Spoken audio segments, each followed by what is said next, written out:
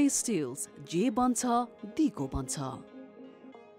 Pentagon International College, Tinkune, Kathmandu, where excellence prevails. Real, Jamghar Jaha, Real Party Pack Tyaha. Proud to be associated with Kantipur News. Kantipur Television has marked a major milestone today, celebrating 23rd years of delivering credible news and information to Nepali public. Over the years, Kantipur TV has grown into one of the country's most trusted and influential broadcasters, shaping conversations and bringing national issues to the forefront. In other news, both Madhya Province and the Kathmandu metropolitan city have announced their annual budgets, outlining ambitious plans for infrastructure, public services and economic development. We'll break down what's been allocated and what it could mean for local communities. And despite the central bank introducing a seemingly market-friendly monetary policy just 2 days ago, the Nepal Stock Exchange remained sluggish today, raising fresh concerns about investor confidence and broader economic momentum. Good evening, I'm Sapsanamma. Let's begin with the top stories of the hour. A woman dies in Kantipur from snake bite while staying in a chow goat, a menstruation hut. Years of efforts failed to eradicate the ill practice. Lawmakers demand an investigation into a recently leaked audio allegedly involving Federal Affairs and General Administration Minister in a bribery case. An Iranian report states Iran's President Pezeshkian injured in an Israeli airstrike last month. Jets said to have bombed building in western Iran. And Cricket Association of Nepal announces preliminary squad for ICC Men's T20 World Cup Asia and East Asia Pacific regional qualifiers. Mohammad Adil returns to the team. A woman has died following snake bite while staying in a Chopi hut in Kanchanpur district. The incident occurred in Krishnapur Municipality 1, Nigali, where 28-year-old Kamala Damai was preparing to spend the night in a hut. She was bitten by a highly venomous snake at around 8 p.m. last night. She was immediately rushed to Sethi Provincial Hospital in Dhangadi, Kailali, but passed away during treatment. According to local resident Suchitra Singh, Kamala had been staying in a hut located near a neighbor's house. She had returned from India just 2 months ago. Despite having a permanent house, she was compelled to stay in the hut due to deep-rooted superstition and harmful traditional practices. This tragic incident has highlighted the continued risks posed by the practice of Chopi, which forces menstruating women to isolate themselves in unsafe and unhygienic conditions. Members of Parliament have demanded an investigation into a recently leaked audio allegedly involving Federal Affairs and General Administration Minister Rajkumar Gupta in a bribery case. During today's session of the House of Representatives, lawmakers called for a parliamentary probe into the audio scandal, which they claim also implicates Land Management and Cooperatives Minister Balaram Adhikari. They insisted that the government must take action against those found guilty. Lawmakers further demanded that the Prime Minister provide information to Parliament regarding the incident. र भूमि व्यवस्था मन्त्रीले कर्मचारी सरुवामा 78 lakh dill गरेका भन्ने समाचारहरू बाहिर आइरहेका छन्। यो विषयमा के भएको हो, सम्माननीय प्रधानमन्त्रीज्यूलाई संसदमा जानकारी गराउन अनुरोध गर्न चाहन्छु सभामुख मार्फत, र यसको छानबिन गरेर दोषी जोसुकै होस् उसमाथि कडा भन्दा कडा कारबाही गरियोस्। स्वयं सत्तामा सरकारमा बसेका मन्त्रीहरू भ्रष्टाचार गर्न, देश लुट्न, घुस खान लाजै नमान्ने भएपछि नेपाली जनतालाई यो लोकतन्त्र आवश्यक छैन, गणतन्त्र आवश्यक छैन भनेर व्यापक रूपमा देशभरि चाहिँ प्रचार गर्ने त्यस्ता तत्त्वहरूलाई मलजल भएको छ कि छैन? सरकारको प्रवक्ताले आएर सत्य तथ्य कुरा बताउनु पर्यो। समाचारमा भनिए अनुसार घुस लेनदेन भएकै हो भने माननीय मन्त्रीज्यूहरूको गल्ती अनुसार कारबाही हुनु पर्यो। Lawmakers called on Prime Minister KP Sharma Oli to respond in Parliament about individuals who travelled to Spain during his recent official visit and have not returned. They also highlighted the struggles of farmers who have been unable to plant paddy due to drought and urged the government to provide immediate relief. During the session, Deputy Prime Minister and Finance Minister Bishnu Bodal presented the Information Technology and Cyber Security Bill 2082 to the House session. Now, Home Minister Ramesh Lekhak has claimed that Nepal's early warning system has been strengthened to better mitigate risks associated with monsoon-related disasters. Speaking at today's meeting of the National Assembly's Committee on Delegated Legislation and Public Policy, Minister Lekhak said necessary preparations are underway to reduce the risks and ensure effective response during monsoon season. He emphasized that the early warning mechanism has been made more robust to address potential hazards.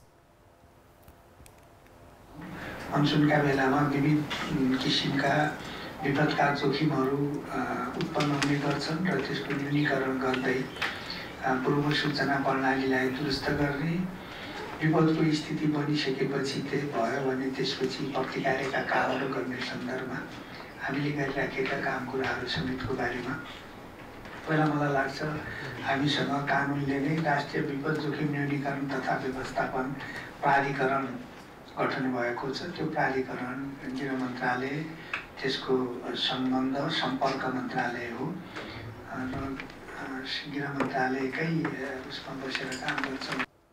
Minister Lekhak further stated that the Disaster Risk Reduction and Management Authority under the ministry is coordinating closely with all relevant stakeholders to enhance preparedness and response mechanisms. The Department of Hydrology and Meteorology has forecasted above average rainfall in most parts of the country during this year's monsoon. In anticipation of potential disasters, the ministry has kept search and rescue teams, relief materials and heavy equipment such as bulldozers and excavators on standby in high-risk areas. Kantipur Television has entered its 23rd year of broadcasting today. Established on the Nepali date of 29th of Asar in 2060 BS, amid a challenging period in the country's history, Kantipur TV has remained committed to responsible and fearless journalism from its inception. Guided by the core principle that citizens have the right to accurate, factual and impartial news, the channel has consistently served the public interest. Through news, opinion, analysis and entertainment programming, Kantipur Television has prioritized holding all three tiers of the government accountable while keeping the concerns of the people at the center of its editorial mission. Founded at the height of the armed conflict, Kantipur TV quickly earned public trust by delivering credible and unbiased information. During the 2006 People's Movement, the channel played a pivotal role in supporting democratic voices, a contribution widely recognized in both media and national history. Kantipur Television stood firm in its duty through key events including the Constituent Assembly elections, the promulgation of the new constitution and the implementation of Federal Democratic Republican system. Whether during the Indian blockade, the devastating earthquake of 2015 or the global COVID-19 pandemic, the channel continued to fulfill its journalistic responsibilities with unwavering commitment. In the aftermath of the 2015 earthquake, Kantipur TV even set up a makeshift studio on the streets to ensure uninterrupted news delivery. During the pandemic, the channel ensured comprehensive nationwide coverage without compromise. Kantipur TV has always stood with the people through every crisis, reaching homes, courtyards and communities across the country. With the growing use of digital platforms and social media, Kantipur TV has also expanded its reach. Its news and programs are now available on kantipurtv.com as well as on Facebook, Twitter, YouTube, Instagram and Kantipur TV mobile application. It is time now for our segment Public Pulse, where you text us with your opinion. Public Pulse. The question is, how has the government performed over the years since the UML Congress coalition was formed under KP Sharma Oli's leadership? Your options are A, good, B, did not perform to its potential, C, all talk, no action, and D, no comment. Visit www.kantipurtv.com or ekantipur.com to share your opinion with us. Welcome back. Madhya province recorded its highest ever budget expenditure in the fiscal year 2080-81, utilizing 71.48% of its total budget of 43.89 billion, amounting to 31.37 billion rupees, the highest since the federal system was implemented in the year 2074. Most of this spending occurred in the final 2 months of the fiscal year, with over 8.26 billion disbursed on 25th of Asad alone. The Ministry of Physical Infrastructure Development was the top spender, allocating over 3.24 billion rupees. Earlier in the year, budget implementation was delayed due to Clause 147 of the budget statement, which required projects to be executed only through open competition. This was later amended on 6th of March, allowing projects under 5 million rupees to be implemented through consumer committees, which helped accelerate development work. Throughout the year, spending was mostly limited to salaries, fuel and vehicle purchases, with development expenditure increasing only towards the end. Allegations of government staff taking 5 to 10% commissions and reports of chaos in offices during the year-end rush raised concerns. While the spending marks administrative progress, issues of financial discipline, transparency and timely execution still remain.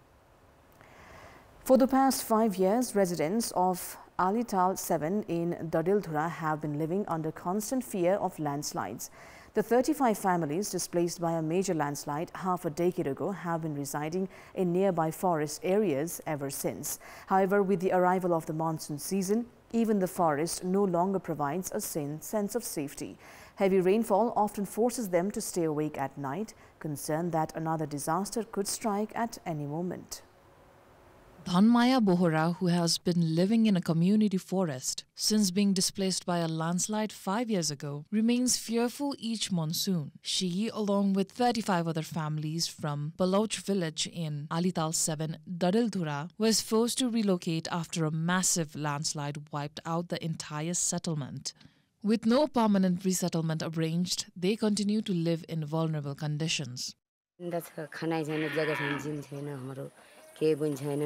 पहिरो आया time पानी आया टाइममा कहाँ जाउँ के गरौँ बिचल्ला छौँ त आउँला त्यही तल गोठ हेरेर हाम्रा गाई घर हेरेर हाम्रा कहाँ जाउँ के गरौँ भन्ने छ केही हुन्न रे गाउँवाले गए लगे उस दिन जुलूस लाई गया हूँ अब हामीलाई जसरी हुन्छ हामीलाई अब यो पीडित भन्ने भास टुटाइदियो हामीलाई घाँस बास ओड्डे बिछाउने सब हुनु पर्यो अब हामीलाई.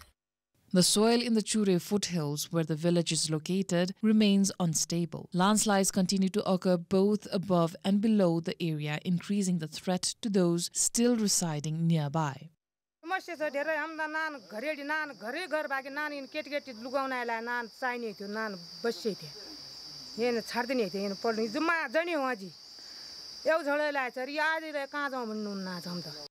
According to the district administration office in Dadildhura, over 45 villages in the district fall under the high-risk category for landslides. Although relocation is necessary in such areas, there has been no concrete government action to move these communities. Records from the past 12 years show 1,007 landslide-related incidents across the hilly districts of Sudur Paschim province. The Provincial Emergency Operations Center has identified 7 hilly districts as having rising landslide risks each year.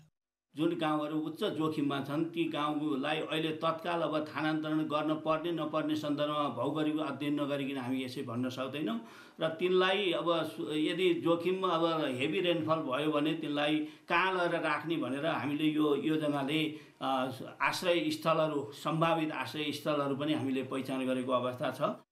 District administration offices carry out risk assessments and draft preparedness plans, but implementation remains incomplete. Local residents who are currently displaced or at risk continue to call for immediate relocation and safe housing. Experts say that the current efforts in assessing and managing landslide risks have not been adequate, leading to repeated loss of lives and property in Sudur Paschim every year.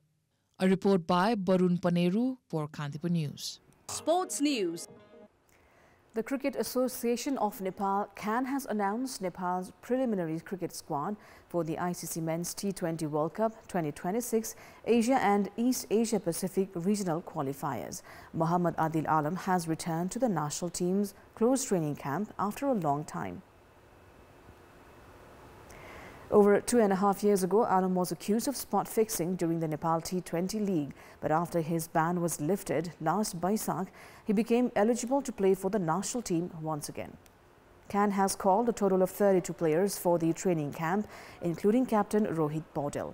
Among the selected players are experienced cricketers like Kushal Bhurtel, Asif Sheikh, Sandeep Lamichhane, Kushal Malla, Sompal Kami, Karan Kesi, Lalit Rajbansi, Deependra Singh Airi, Arif Sheikh and Gulshan Jha.